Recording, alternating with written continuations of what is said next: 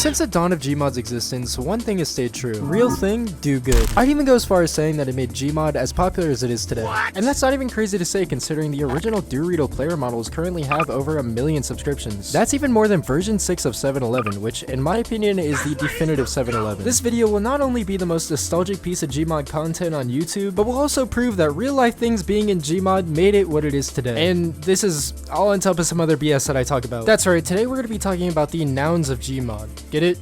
Person, place, or thing? Yeah, you get it. Let's get into it.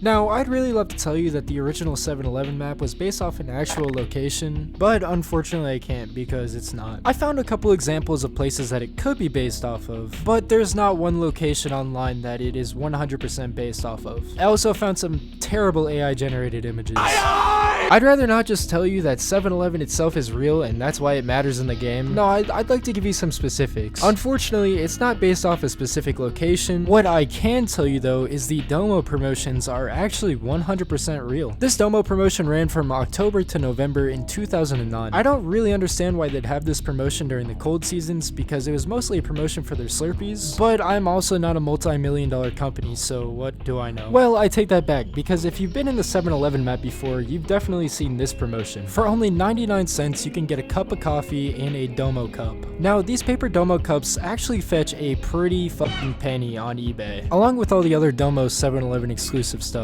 I was really considering buying a cup for the video before I saw these prices. You'll also be happy to know that this iconic coffee splatter is an actual real promotion piece, along with the previously mentioned coffee poster. Considering the relationship Gmod and DOMO have, and how silly of an idea 7-Eleven being in Gmod is, this map and the promotion were just a perfect storm for the culture and community of Gmod. Very similar to this, in the TTT McDonald's, there's a Barbie and Hot Wheels toy display. This run of toys went from August to September in 1999. Cool new Hot Wheels cars. There's one in every $1.99 hamburger. The best part comes when you go out to the drive-thru menu though. As you can see, this menu is captured during the very popular Monopoly promotion. This specific promotion is from 2001 and I was able to track that down by using the Book of Pooh Happy Meal toys, which happened in 2001 at the same time as the Monopoly promotion. There was another version of this map that unfortunately removed the toy display, but they did update every other aspect that made it look 10 times more like a real McDonald's. What interested me the most here were these McDonald's premium salads advertisements. It's pretty crazy to think there was a time where McDonald's was actually selling honest-to-God salads, and no less putting money into advertising them. This Taco Bell is also rich in real-world advertisements. First of all, in the description of the map, the author talks about how it was based off this image. I don't know if it's 100% real. I mean, it took some digging just to find this image, but whether it is or not, it's still a great depiction of it in Gmod. For this map though, the inside isn't really the main focus, but rather what's on the outside. If you go to the drive-thru menu, you can see an advertisement to win an Xbox One. Of course, this was a real advertisement where every Quesarito box would come with a chance to win an Xbox One. It had an exclusive fade look to it, which in my opinion is nothing compared to the PS4 one. I mean, look at it, it's literally gold. It honestly puts the Xbox to shame a little bit. I genuinely love it so much when map creators put real world advertisements into their maps. Not only does it add a level of detail and depth into these maps, but we also get a little look into the personality of the creator. Perhaps during the era of the Xbox giveaway, the creator of the Taco Bell map went to Taco Bell every single day trying to win the Xbox. Or I just like theorizing and it's all in my head. Either way, it's simply undeniable that it's these advertisements that give their maps personality. Go into any Gmod mall and you'll find a game store with real life hard copy games in it, which a lot of the time, funny enough, these games are usually Valve games. You can also find real life advertisements in here like this one in Abandoned Mall HD. This is ripped straight out of a Walmart magazine promoting the Uncharted 4 PS4 bundle for Black Friday. And let me tell you, it is probably a lot harder than you think to find a random Black Friday advertisement. It took a solid hour and a half of research because I don't use AI for any of this. Anyways though, very similar to adding real life advertisements into restaurants, seeing hard copy games in Gmod just gives it a certain level of personality, especially in the upcoming reality of digital media. Now this next map, as you can see, is a one-to-one recreation of Angry Video Game Nerd's room. It is actually kind of uncanny how close this map resembles the actual real life room. As a source, the creator of the map linked this 2009 video of Angry Video Game Nerd giving a tour of his room. The map is full of every game and console you could possibly imagine and is by far one of the most detailed maps I've ever been in. Sticking with the YouTuber setups, here is a one-to-one recreation of the Scott the Woz desk. This recreation is pretty detailed and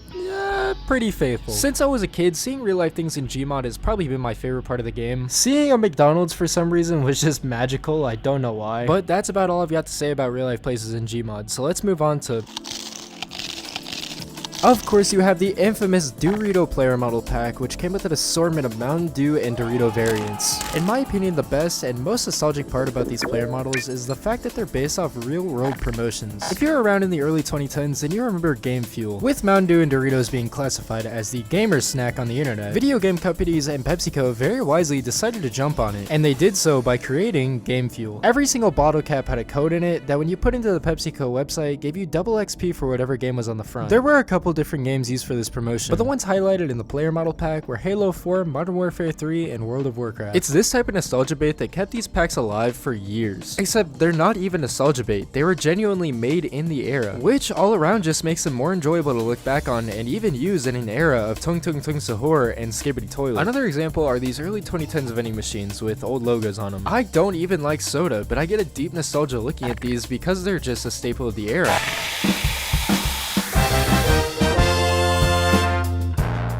Eating's a good job.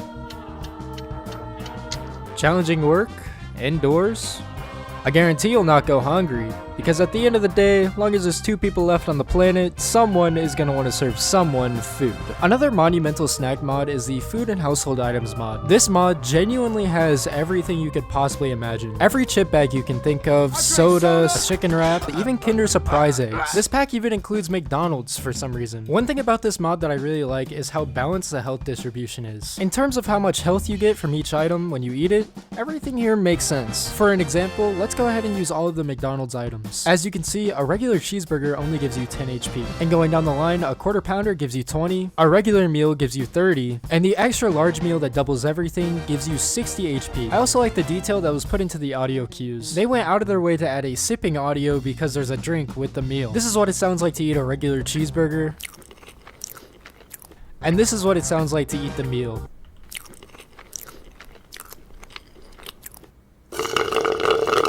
I'm a big fan of that. That's really about all I have to say for food and Garry's Mod. So let's move on to... I'm gonna start this segment off with one of the weirder ones. This is Venus of Willendorf, a crude representation of one of the earliest depictions of women in art. In other words, prehistoric goons. Realist of talk though, this BBW rock was estimated to be made over 30,000 years ago. And there is actually some truth to prehistoric goons. Because of the over-sexualized nature of it, it's widely believed that this statue was meant to represent some sort of early fertility goddess. Ugh. Alright, moving on. Hell, you killed her! I love The Walking Dead, especially the first couple of seasons, but I understand that a lot of people might not, so I'll keep this short. This is Rick Grimes specifically from season 2, and I know what you might be saying. Rick Grimes is not a real person, but I'd like to think about how Andrew Lincoln, the actor for Rick Grimes, is technically in Gmod. The same thing goes for John Bernthal, I don't take naps, man. Brian Cranston, Mr. Esposito himself, you got Hugh Laurie in here, and even... Alright, I'm not touching that. But there is this random kid in here named Shane who... I don't know, I found it on the workshop. Point is, whether any of these actors or people like it or not, they'll forever be encapsulated in Gmod. And that honestly sounds like hell. You know how Native American tribes used to think that your soul was trapped in a picture? I could only imagine what they think about this. Let alone what the actual person would think about me making them hit a unconsensual funky groove. It gets a lot worse though. Who in the world put Hitler in Gmod, and why are over 1,000 people currently subscribed to it? Or perhaps Charlie Kirk moments before his death. Of course, I'm not gonna get political here, that's not what this channel is all about. But I do think it's really interesting how desensitized the internet is to this type of stuff. The same goes for the previously mentioned George Floyd player model, which I guess I am gonna touch on a little bit. 2 different factions of people both playing the same game, and both of them have no problem mocking death, but will immediately call the other out on it. It's very dark, but it's also one of my favorite things to think about when it comes to the strides the world is making emotionally in the mid-2020s. Backwards or forwards, it's for you to decide. Oh yeah, and you can also play as Chester Stone. For ChesterStone1.com. Real things in Gmod genuinely had a meaningful impact on the game's success. I don't think Gmod would have been nearly as successful as it was if McDonald's wasn't uploaded to the Steam Workshop as early as it was. This game gave us a prime opportunity to put real life things in a 3D virtual world, and by God, thank God, we took it. If you disagree with me though, join the Discord and tell me I'm a sad sack loser and to kill myself. Link is in the description. Thank you to Alon, Rivers, Damien, Kung Fu Koi, and Genius Mike for being channel members. This video I decided to change it up and put the Discord's pets as the community feature. The Discord is chock full of some of the most artistic people on the planet, and usually flying across the screen I put their art. So if you want to show off what you can do, consider joining the Discord. Also, if you don't want to miss an upload, feel free to drop a sub. These videos take a lot of effort. Have a great day, guys. I'll see you in the next video or in the Discord.